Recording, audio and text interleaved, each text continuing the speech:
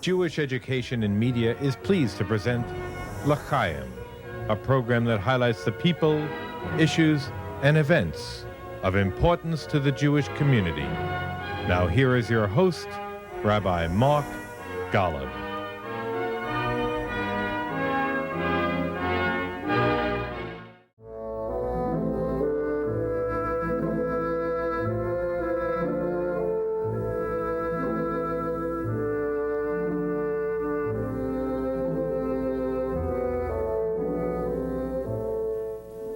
May 14th, 1948, the 5th of Iyar on the Jewish calendar, the most glorious day in the life of the Jewish people since the destruction of the Second Temple by the Romans in the year 70. David Ben-Gurion, leader of the Jewish community in Palestine, rises to his feet in a Tel Aviv museum, and beneath a portrait of Theodor Herzl, the founder of the formal Zionist movement, reads the Declaration of Independence of the modern state of Israel. לפיכך נתכנסנו, אנו חברי מועצת העם, נציגי היישוב העברי והתנועה הציונית, ביום סיום המנדט הבריטי. By virtue of the natural and historic right of the Jewish people and of the resolution of the General Assembly of the United Nations, we hereby proclaim the establishment of the Jewish state in Palestine to be called Medinat Yisrael, the State of Israel.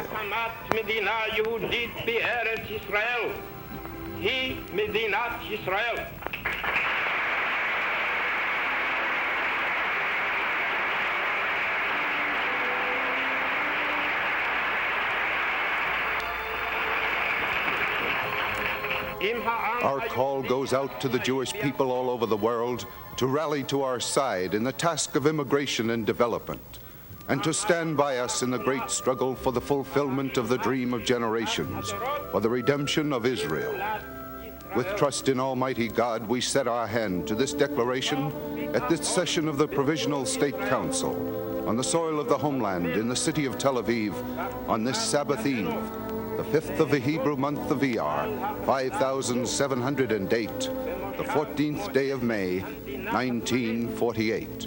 על אדמת המולדת, עיר תל אביב, היום הזה, ערב שבת, אייר תש"ח, 14 במאי 1948.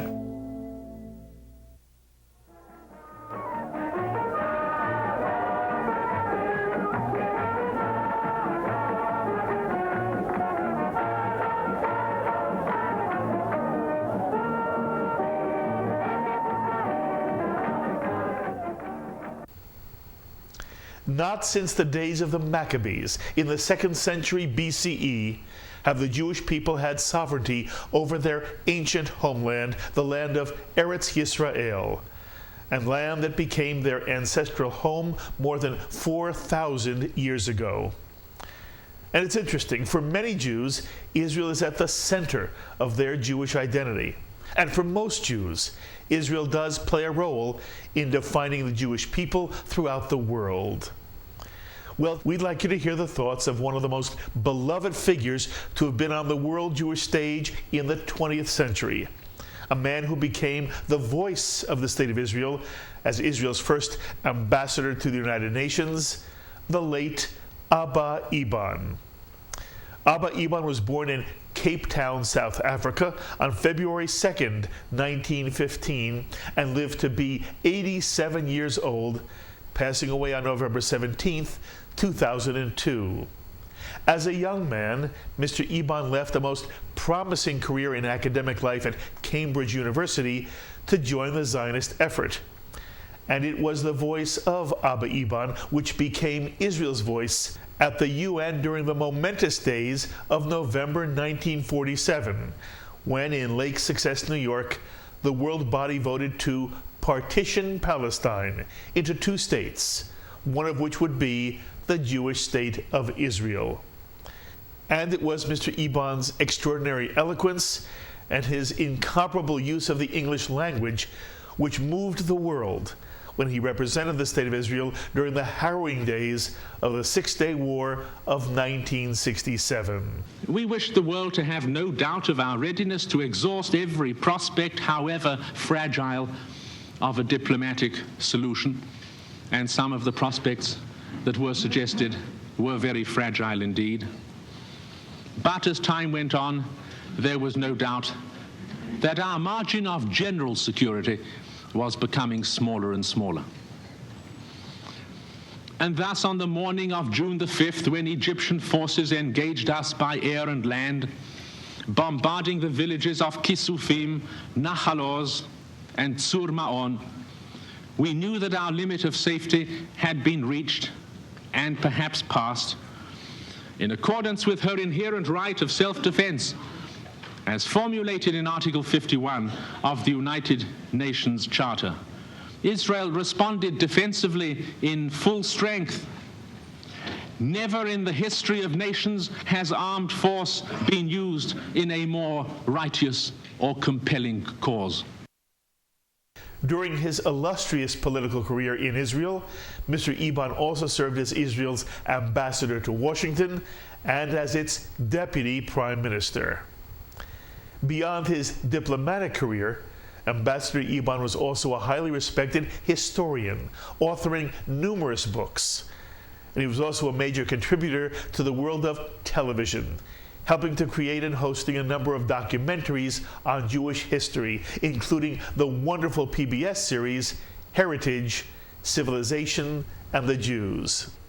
And throughout his entire life, Mr. Eban was always a voice of conscience, a man of vision and courage, and a defender of both the State of Israel and the Jewish people throughout the world. And to be sure, in many ways, Abba Eban was one of the founding fathers of the State of Israel.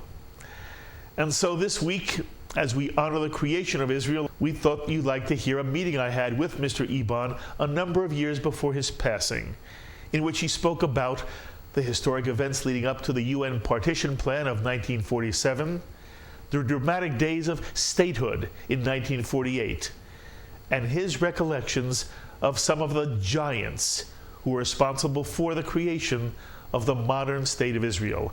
What better way to experience this Yom HaAtzmaut? And we pick up the conversation with Mr. Abba Eban, speaking about his own mother, Alida Sachs Eban, and the work she did for the early Zionist movement, translating an historic document, the Balfour Declaration of 1917, in which Great Britain promised the land of Palestine to the Jewish people as a national homeland. Here then is Abba Eban. I thank you for joining our L'chaim community again. Thank you. Mark, thank you very much for those very kind words. The only reason why I come to these programs is because I enjoy the introductions. There is so many things I want to talk to you about, and we mentioned before we started that I really wanted to talk about two different areas. One, if you will permit me, I want to talk a little bit about you. You have written many, many works. The one that I have in front of me right now is Personal Witness, Israel Through My Eyes, Abba Eban, published by Putnam. And you talk about the fact that your association with Zionism dates back really to your very first year on earth. May I ask you to tell the story about Abba Eban and year one and how Zionism was in your home? Well, the story, Mark, really begins in Lithuania, where my parents were born, and like all Jews who were born in South Africa, their origins go back to the Litvak community in Lithuania. I was only 1 year old when my father was dying of cancer, and my mother and my sister and I made the journey. I was 7 months old from Cape Town to London.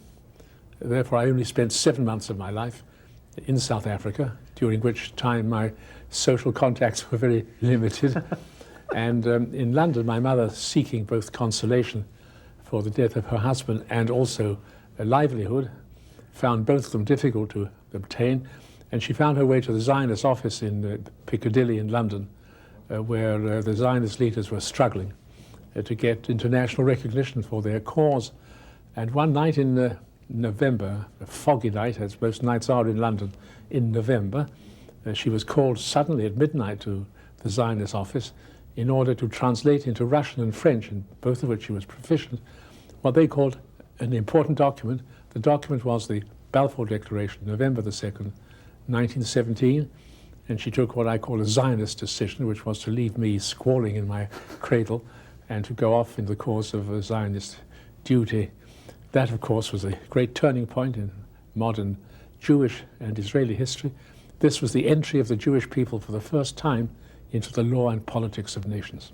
Your mother translated the Balfour Declaration into Russian and into another language. Also into French, because the French government was the rival of the British government in its attempt to get hold of Palestine and of the mandate, relying upon its ancient links in the Levant.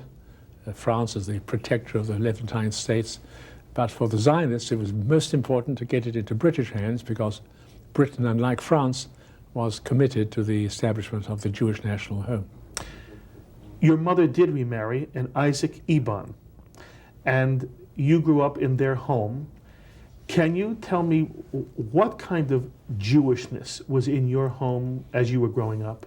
It was a household dominated by Zionism. My mother never forgot this contact with the origins of the Zionist victory. And although translation sounds like a rather modest chore, the vibrations of that event were conveyed to us. Somehow something exalting had lit up our sky. And Zionist leaders used to visit our home. Really? And largely because of my mother's initial connection with the years of the founding of the Jewish homeland.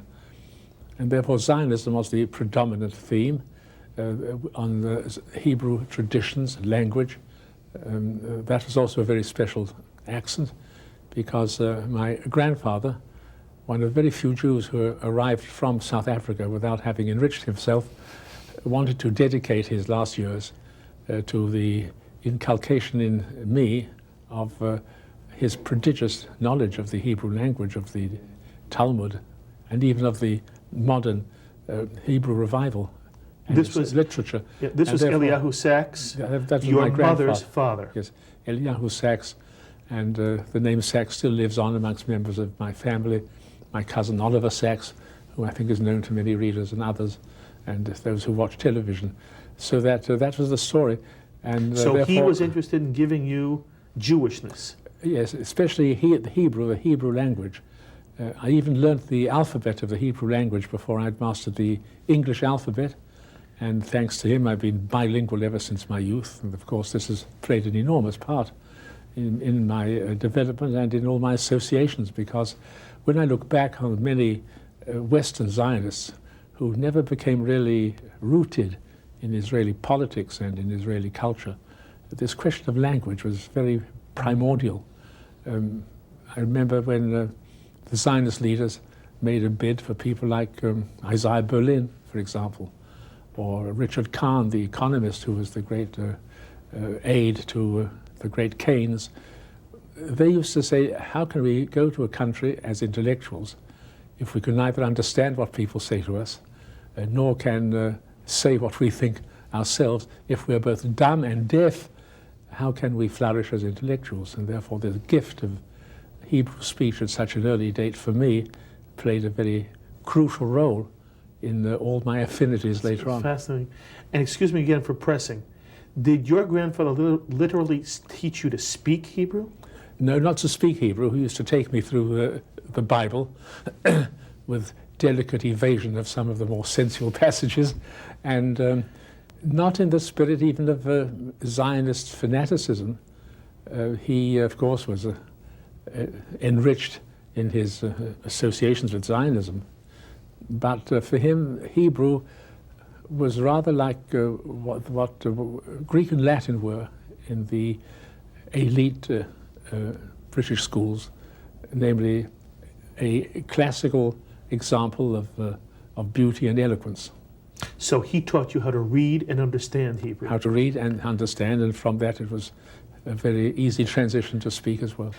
Do you remember as a child whether you warmed to this experience, or whether as a child, not looking back at it, but during your childhood, did you resent your grandfather wanting you to learn Hebrew?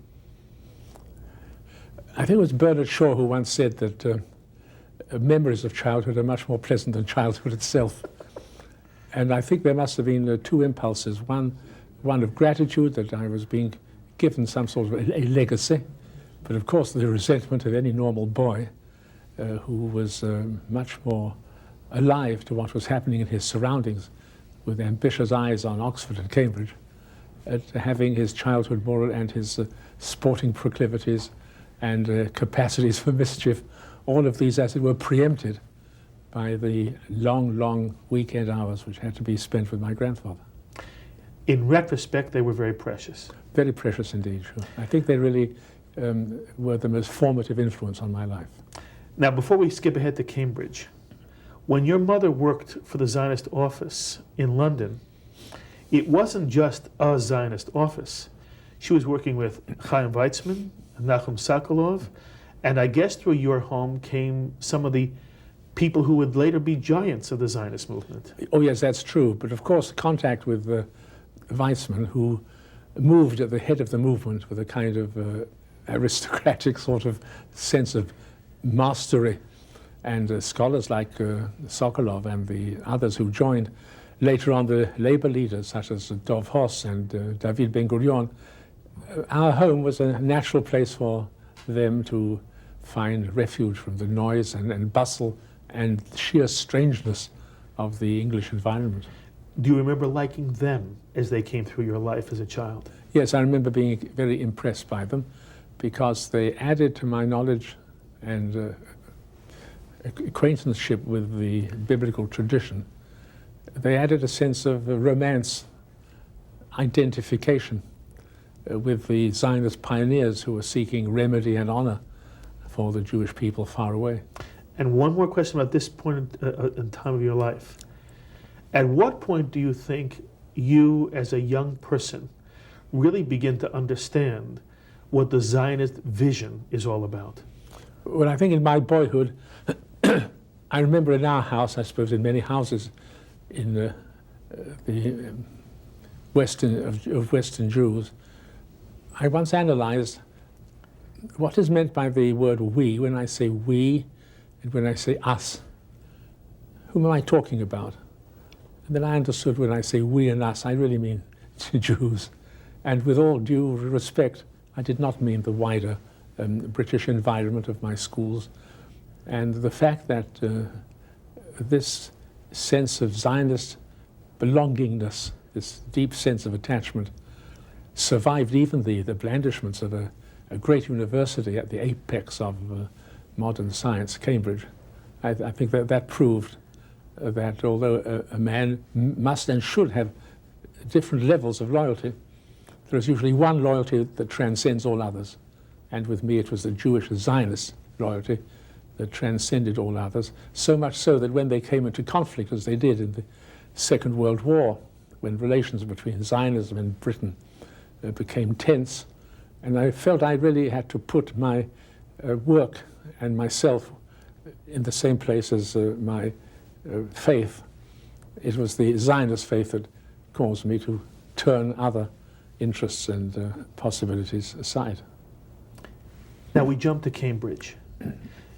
You didn't simply attend Cambridge, you were a star at Cambridge.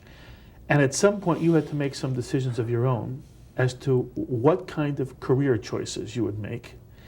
And of course we know that you ultimately chose to go into Zionist work in general, ultimately diplomatic Zionist work.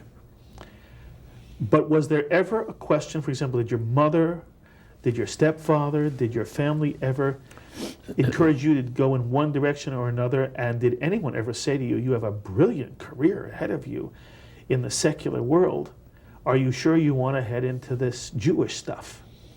Well, that decision came, of course, during the end, the last period of the Second World War. The truth is that when I left Cambridge after I had achieved my first step on the faculty ladder, I thought that that was going to be my vocation in life.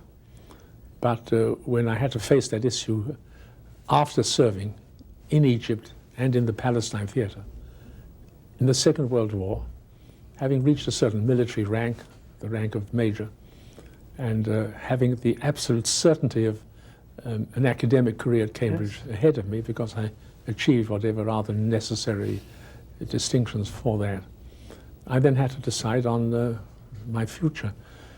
I did have the possibility of going back to Cambridge and becoming a professor eventually. I did have the chance of standing for Parliament in the Labour interest during a period which ended with the landslide in favour of those who were elected in 1945. I had a chance of remaining within the British Foreign Office because as a leader in an institution called the Middle East Center of Arab Studies in the old city of Jerusalem, I was officially affiliated no longer with the army but with the Foreign Ministry. But what decided me was that I was summoned, I think that's the word, summoned by the great Weizmann himself, and who took it for granted that no Zionist could withstand his persuasive powers. After all, the great British leaders hadn't withstood his persuasive powers. And I heard that he was going to more or less order me to join the Zionist service. And in order to avoid that ordeal, I capitulated even before going to see him in Rehovot. And that, of course, accorded with what my feeling was, because this was not an era of distinction in British policy in the Middle East. They had gone right over to the wrong side from my point of view, and far beyond what their own national interest demanded in their hostility to Jewish immigration and to the freedom of the Jews to consolidate our lands. And therefore, I had to really decide what to do in a conflict of interests. And the conflict was very sharp. And I felt that at that time, it was a chivalrous and I think an ennobling vision of Zionism that conquered, not because there was any material gain.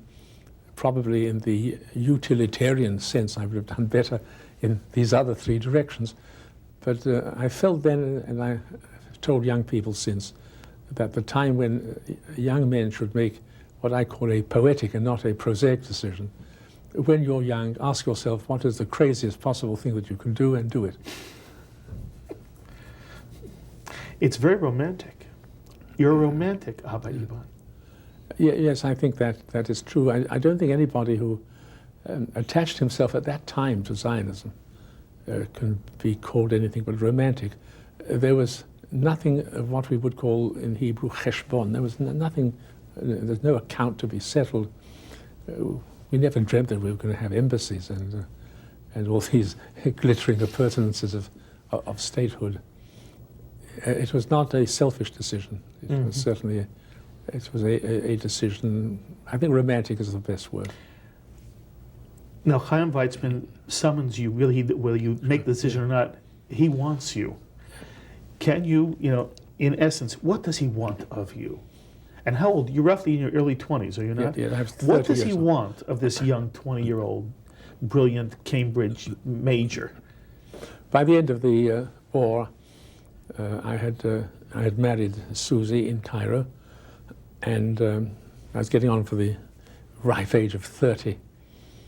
What the Zionist leaders wanted was the creation of a new dimension in their leadership. The Zionist leaders were all of a single origin, mostly Russian Zionism, the traditions of the Russian shtetl, the Yiddish, the rather Slavonic appearance that some of them had. And I think Weizmann and Ben-Gurion and Sharet, and these were the three leaders, felt that the future of the Jewish national home was really going to lie with Britain and with the United States. And that those who are attuned with those two cultures would be much more relevant in the coming struggle, especially the political, diplomatic struggle, than would the old guard, as it were, from Eastern Europe, and they were trying to get some of the more conspicuous members of the Jewish communities to join. And they obviously could see in you someone who could relate both to the American and British and Western world. Yes, I think that is an essential dimension because after all, the world was then ruled by the great triumvirate, by Roosevelt, Churchill, Stalin, and nobody suspected that we could get much out of Stalin, although we did get a great deal out of him in the early years. But after all, the bulk of the Jews, if you took away the Jewish community of the United States and of the Commonwealth, that's to say the United Kingdom and Canada and all these others, that was the majority of the available Jewish people. On Shalom TV, you're watching an exclusive interview with the late Abba Eban, former UN ambassador and one of the individuals at the center of Jewish history in the creation of the State of Israel, May 14th, 1948, the 5th of the Hebrew month of Iyar. And we turn now in our discussion with Mr. Eban from his personal story to the story of the birth of the Jewish state, which many trace back to the Balfour Declaration of 1917, but which may more appropriately be linked to a formal British government report, a British white paper of 1937 called the Peel Report. For it was the Peel Report which first suggested a solution to the Arab-Jewish conflict, namely partition, dividing the land west of the Jordan River into two separate states, a Jewish state and an Arab state. And although there were many Jews in 1937 who opposed partition because they believed that all the land to the west of the Jordan River should become a Jewish state, especially since the land east of the Jordan River, comprising 3/4 of original Palestine, had already been given by Great Britain to the Hashemite kingdom that would become Jordan. But Abba Eban explained that in fact it was the Peel Commission report of 1937 and this notion of partition which actually made the creation of the modern State of Israel possible. Here is the late Abba Eban telling the story of the partition of Palestine and the resulting birth of the modern State of Israel. You're still a young child when in the 1920s, the then Foreign Minister, Churchill, lops off all of Palestine east of the Jordan River and creates Transjordan. But you're not a child in 1937 when the Peel Commission issues its white paper saying that the British government now was endorsing partition. Can you speak just for a moment, as a historian, not only out of personal recollection, since the Balfour Declaration had said Palestine was going to the Jews, and the Peel Commission says in 1937 the land is going to be partitioned, there was in the Jewish world, especially the Zionist world, a large debate as to what extent should there be positive or negative reaction to the Peel Commission. And Weizmann and Ben-Gurion and Sharet take one position, but it was not a monolith. And you describe in many of your books what it was like at the World Zionist Congresses during those years. But many of our viewers are not familiar with the tremendous turmoil and debate that followed the 1937 white paper. Speak to us for a moment about that moment in your life and in pre-Israeli history. Well, it was, of course, the turning point. For the first time, the magic words, Jewish state, appeared in official documents. May I stop you, by the way, because it's also very important what you're saying. The Balfour Declaration never mentioned Jewish state. It said Jewish homeland. And your point is that in 1937, a British document now says in the Peel Commission white paper, Jewish state. Yeah. And that's what you're saying is so significant. Yes, because the Balfour Declaration was quite obviously not going to lead to a Jewish state because a majority in Palestine were simply not Jews, they were Arabs. And therefore, if the principle of independence, self-determination, as Woodrow Wilson called it, was to be applied. It would be at our expense. Moreover, it's not correct to say that the Balfour Declaration gave us Palestine. The Balfour Declaration gave us the right, us Jews, the right to establish a Jewish national home in Palestine.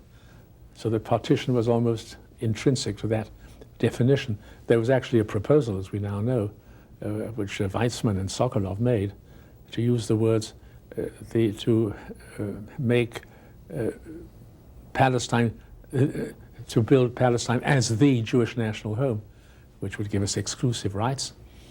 And somebody said, well, even Theodor Herzl asked only for a national home in Palestine. The way things were working, the Jews did not respond to the challenge of the Balfour Declaration. Not only didn't the American Jews move, but I'm sorry to say even the Jews of Poland didn't move, but created their own to Palestine. They made their own very impressive networks of Jewish language and culture there. And the way things were going, independence would come before a Jewish majority was even on the horizon, and therefore independence, which was inevitable sooner or later, would just find us as a minority. Therefore, the Peel report saying a national home should become a state with all the appurtenances thereto pertaining, I agreed with Weizmann, Ben-Gurion, Sharet, the Labour Party, the Liberals, that this was an opportunity not to be missed, especially since 1937. The horrors of Nazism had not yet fulfilled themselves completely, but they were rumbling like thunder in the distance, and therefore there was a sense of urgency. And the idea of saying, well, let's wait until by some miracle we become a majority in Palestine seemed to me to pale in significance beyond the urgency of saying a Jewish state now, doors open now. The open door for me and those who share that view was the essence of it, because the Jews before Israel had a lot of influence, but they had no power to open a single gate. And therefore I fully agreed that the partition was a moment of great opportunity. You were not upset. Weizmann was not upset with the Peel Commission report? Yes, he and others were upset by the dimensions, but they had a feeling that the dimensions, the boundaries, would in any case be open to the influence of events, demographic events, the intensity, as they hoped, of the Jewish response to statehood. But for them, the idea of having a gateway through which Jews could enter against the background of the tragic situation in the mid-1930s, where not even the liberal democracies, not even the United States, not even Britain itself, opened their gates. And it was because the gates were not open, therefore there fell upon the Jewish people the full brunt of that orgy of violence and anguish. So that was the essence of the appeal. It turned out, I think, to be correct, because if Palestine became independent, how on earth could we believe that 30% of the population would define the nationhood of the 100%? And you're saying at that time there was only 30% Jewish in Palestine? Even less. When in 1947, the proportion was about 600,000 Jews and just over 1 million Arabs. And therefore, if there were to be a plebiscite on the fate of the country, we would lose it. You know, the common Jewish understanding of the Balfour Declaration is that it gave Palestine to the Jewish people. It didn't. It gave the authority to the British government, and the Jewish people were offered an opportunity, which I must say with deep retrospective historic regret they didn't really take, because the fact is that the British regime did impose some restraints, but there was never a time when Jews were able or willing to swamp the mandatory government, as it was then called, with the great onrush of Jews, certainly not from America, certainly not from the free countries of the British Commonwealth. Russia, the Russian Jews were enclosed by the Bolshevik Revolution, and the Jews who were free Poland, Romania, these great communities, seem to be quite happy to rejoice in the fact that there was a Jewish national home, but not necessarily for them to join it. I'm tempted to come to the future for one moment, because hasn't that been the pattern of Jewish life right up till today?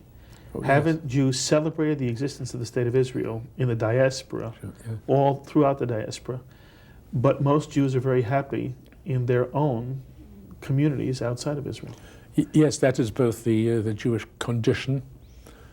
In a sense, it's also the Jewish danger in one sense, because we as Jews ought to celebrate the fact that certain governments are liberal and that they do not impose the restraints and persecutions which are characteristic of Jewish history. But the paradox is that the more liberal a country is, the less temptation there is for Jews to go anywhere else, including Israel. And American Jewry, of course, represents that dilemma in the most intense form. Are you critical of Jews who choose to stay in the diaspora? I don't think being critical is going to help, really, because my feeling as a student of history is that the division of Jews between homeland and diaspora is really endemic to the Jewish condition. After it has gone on for over 2,000 years, which means that it should be regarded as a chronic situation. What's the use of negating something which is going to exist? I therefore take it for granted that that is the Jewish people. On the one hand, there is the impulse of ingathering within our own soil, our own land, our own patrimony, our own language, our own faith. But there's another impulse of Jews to throw themselves into the oceans of world history and seek fulfillment in their connection with the great currents of human culture. That's how Jews are. Yes, and forgive me for asking it this way. Does it reflect any of Abba Eban's soul as well? Well, it gives me a certain tranquility about this. I therefore don't rail against diaspora Jewry. I don't say that if you don't come to live in Israel or take our citizenship or take our passport, it means you're not fully Jews. I don't think that's fruitful, because they are a reality and we are a reality. And especially now when we've reached 4 million Jews, blessed be the Creator, I really don't believe that's a problem when we are a majority in what the Zionist movement used to call an adequate area of Palestine. And now I think even have the possibility of exercising our own rule over ourselves without encroaching upon the basic rights of the neighboring people. I think that debate is really behind us. Come now back to the story. At some point, really, there's a change in leadership from Weizmann to Ben-Gurion. And Abba Eban ends up being the voice of the State of Israel in the United Nations. Can you tell us how that happened? Well, first of all, it happened because, like most things which happened in those days, Ben-Gurion wanted it to happen, and so did his colleagues. I began as a very anonymous member of the Jewish delegation, in which there were no ranks. Nobody knew who was subordinate or who was senior to whom. But then, 1948, there has to be a decision. Well, who were the candidates? There were the great Zionist leaders, Abba Hillel Silver and Newman. Yes, but they had to make a decision themselves. They could not really be the voices of the State of Israel if they were not prepared to surrender their American citizenship. It was becoming embarrassing. On one occasion, I heard the great Abba Hillel Silver in the Security Council talk of our government. And I said, now, well, whom is he talking about? Mm-hmm. I'm afraid he was talking about the United States government, whom he was quite justifiably denouncing for its betrayal of partition. That was an illustration of the delicacy of that movement. Well, I came along in early May, and Silver had gone back to Cleveland, and Emanuel Newman, to my greatest surprise, had also opted for maintaining his American identity. And in any case, the Yishuv, as we called it in Israel, they thought they should now take over. After all, they were the people who would have to make sacrifice of life and blood. And from there came the insistent order that Ben-Gurion wanted me, and so did Moshe Sharet. Although I was very little known to anybody in the wider American Jewish community, or in fact to anybody in Israel itself. But I was able to give some articulation in the very early years. What was your first speech? My first speech was on the 1st of May, 1948, when my theme, which is very relevant now, was, gentlemen, the fact is that the Jewish state already exists. There it is. It has its trade union organization. It has its independent educational system. It has its language.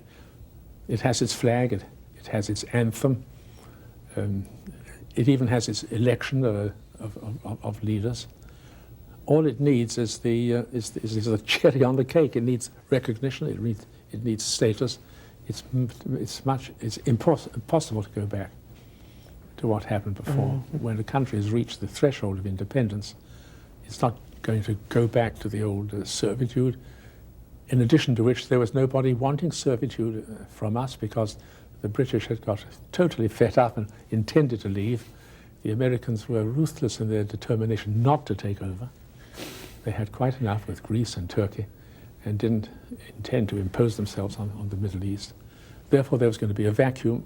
There was an independent Jewish statehood which had gone through the transition to the semblance and the institutions of statehood, not like the Palestinians now, who enter history without any of these attributes behind them, because there's a certain amount of revisionism in Israel about the British mandate, although it did strangle our immigration and therefore ruled itself out of our calculations.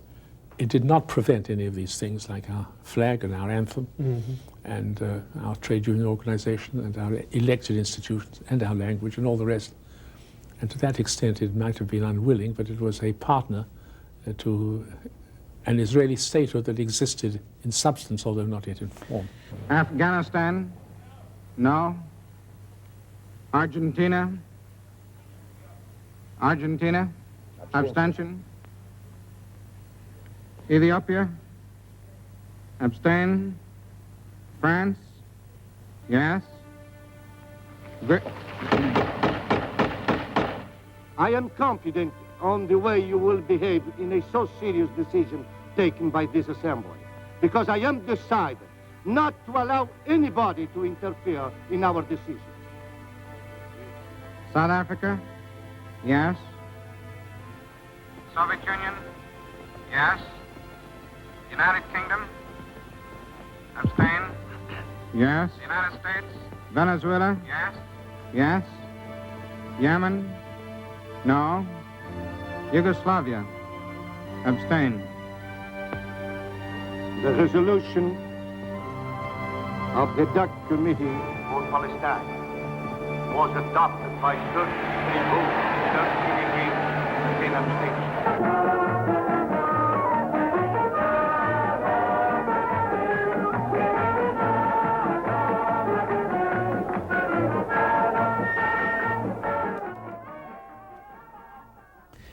In November 47, the United Nations ratifies the idea of partition into two states, yes. A Jewish state and an Arab state. But it was in May of 48 that the partition plan was to go into effect. And many people do not understand that it suddenly became, it fell into jeopardy. And that one of the burdens and perhaps one of the most important things you ever did in the United Nations was work in that world body in May of 48 leading up to May 14th of 1948. Yes. Explain what was the danger that could have prevented the establishment of the State of Israel after the partition plan of 47 had been adopted by the United Nations. And then I want you to tell me what it was like on May 14th 1948. But first, lead us up to that. Tell us about May 48. First of all, after the adoption of the partition resolution in the General Assembly, with a certain amount of naivete, most of our leaders dispersed. They just went home. Charette went home to fight for his rightful position in the new Israeli context. Abba Hillel Silver went back to Cleveland, other Zionist leaders to whatever their origins and their destination were. And I was left almost alone in the Security Council watching the proceedings without being a member and noticing that the support of partition was eroding for this reason. It always depended upon one man and one voice and one hand. That was Harry S. Truman. And he had overcome the unanimous reservations and opposition of everybody, of General Marshall, of Dean Acheson, of Jack McCloy, of George Kennan, of Nitze, everybody who had any connection with the State Department establishment, an act of astonishing courage by a man who hadn't even been elected, as you will remember. Dr. Sam Weitzman had been trying to get in all along, and I wouldn't let him in. But someone did come to see me, and he got in.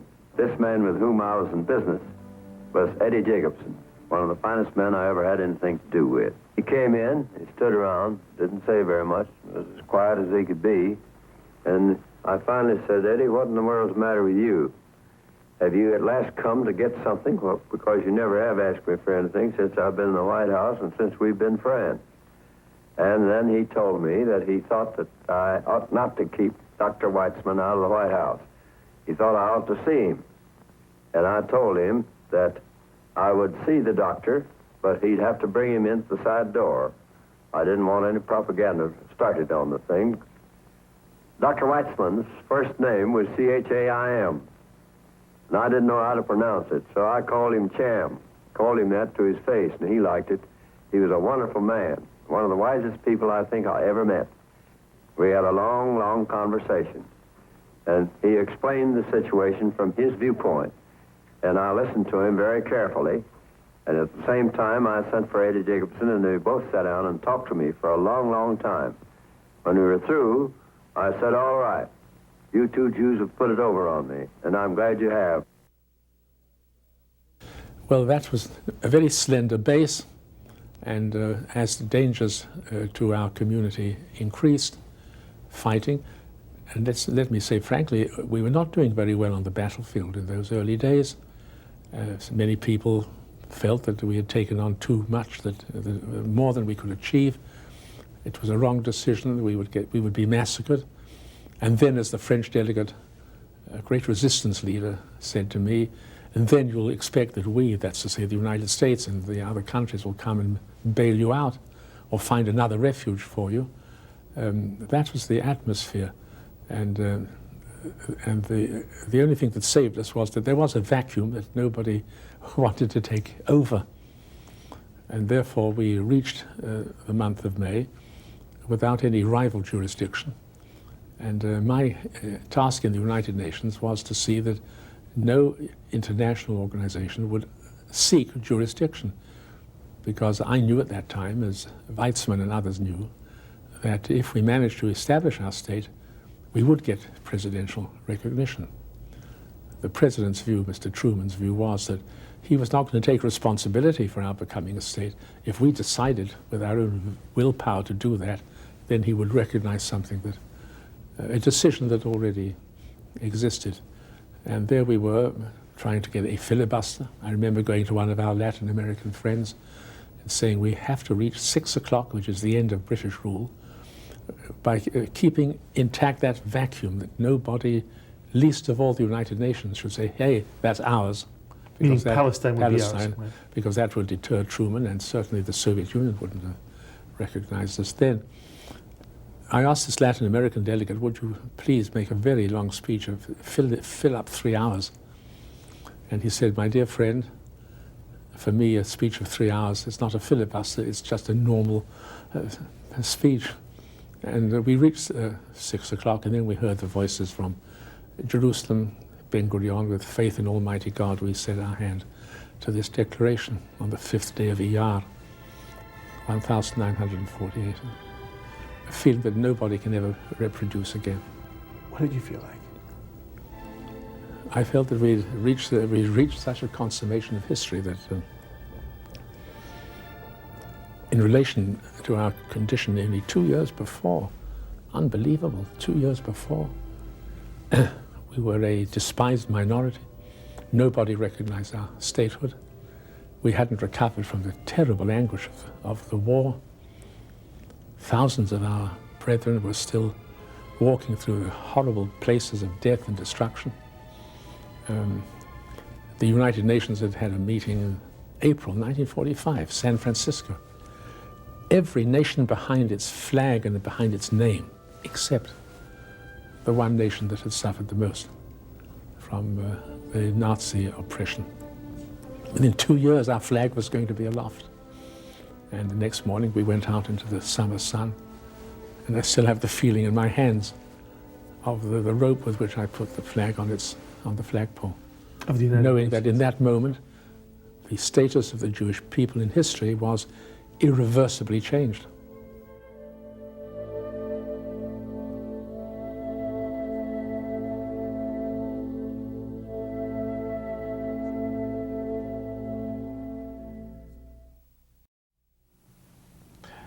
Ambassador Abba Eban, describing the establishment of the modern state of Israel.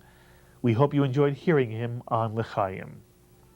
Of course, as always, I invite you to be in touch with us with your own thoughts or comments. Please write us this week.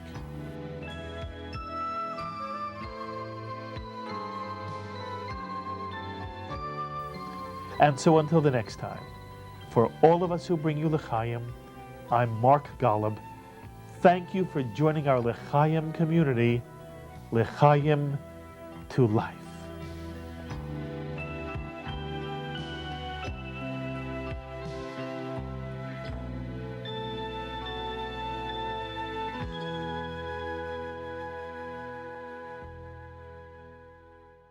We would be pleased to send a complimentary DVD of this program to anyone who wishes to support Shalom TV with a tax-deductible gift of $36, double chai or more, to the nonprofit organization Jewish Education in Media. Simply visit the Shalom TV website homepage and click on the Donate button to make a donation by PayPal or your credit card.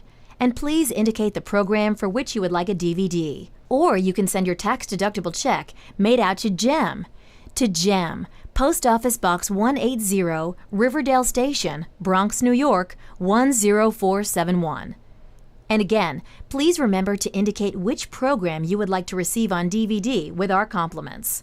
And we thank you for your kind support.